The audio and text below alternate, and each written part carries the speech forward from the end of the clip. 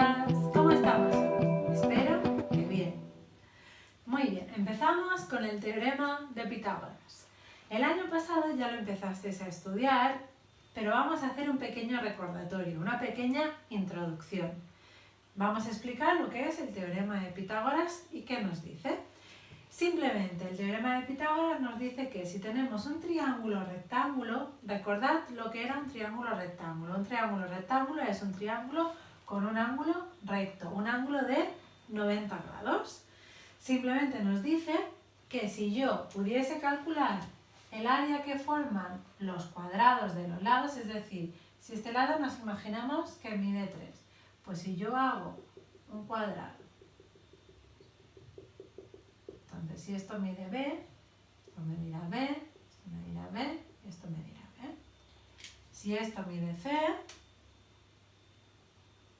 aquí también medirá C, C y C, porque son cuadrados. Entonces, si son cuadrados, los lados miden lo mismo. Y si esto mide A,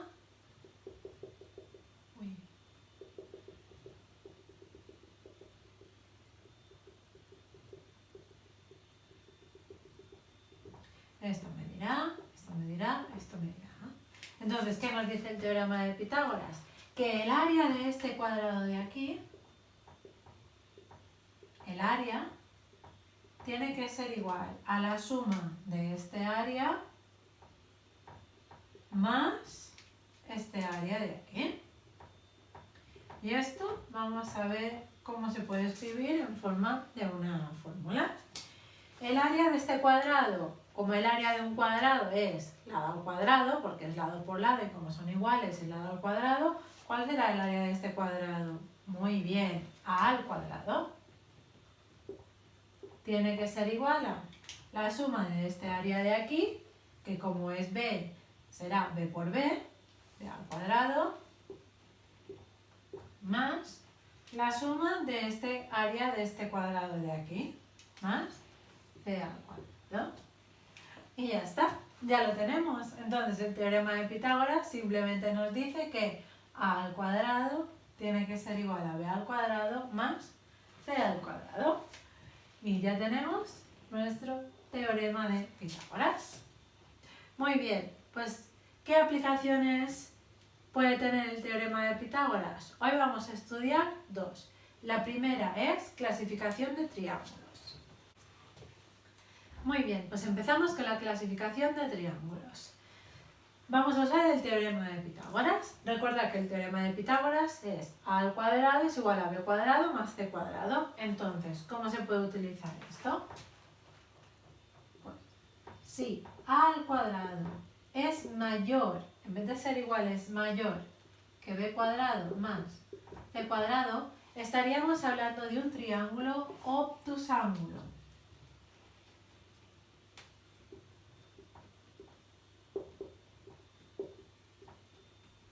¿Qué quiere decir un triángulo obtusángulo?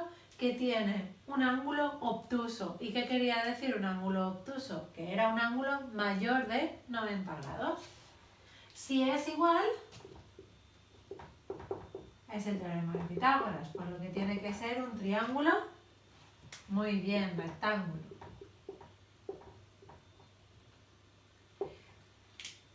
Y si es menor, ¿qué pensáis que será? Pues simplemente será un triángulo acutángulo, que quiere decir que todos sus ángulos son agudos.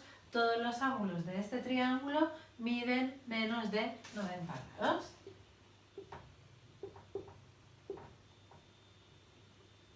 Pues vamos a hacer un ejemplo de cada uno.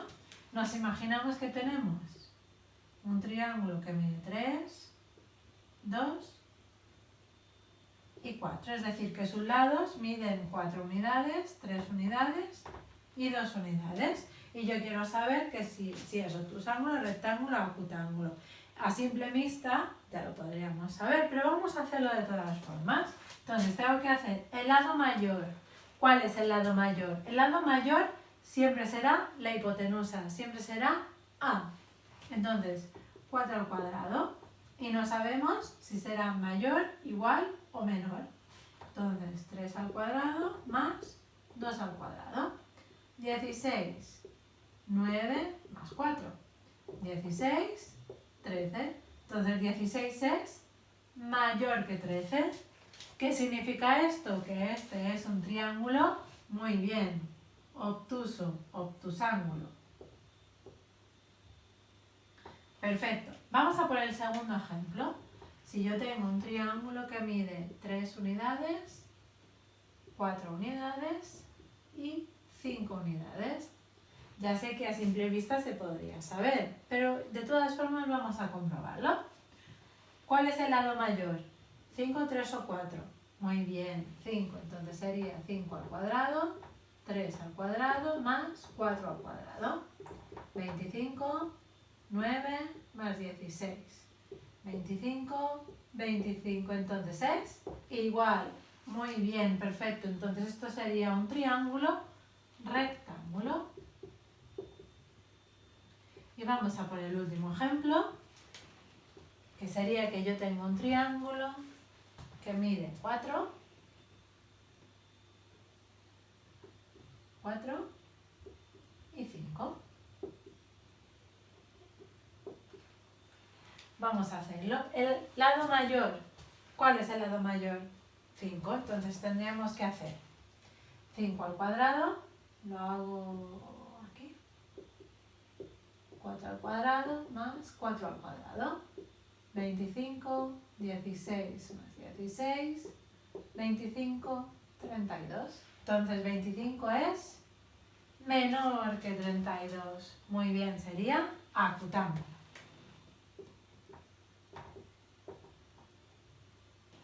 Y ahora vamos a fijarnos en los ángulos. Este se ve claramente que es un ángulo mayor de 90 grados, entonces sí que por el dibujo ya lo podríamos saber. Obtusángulo.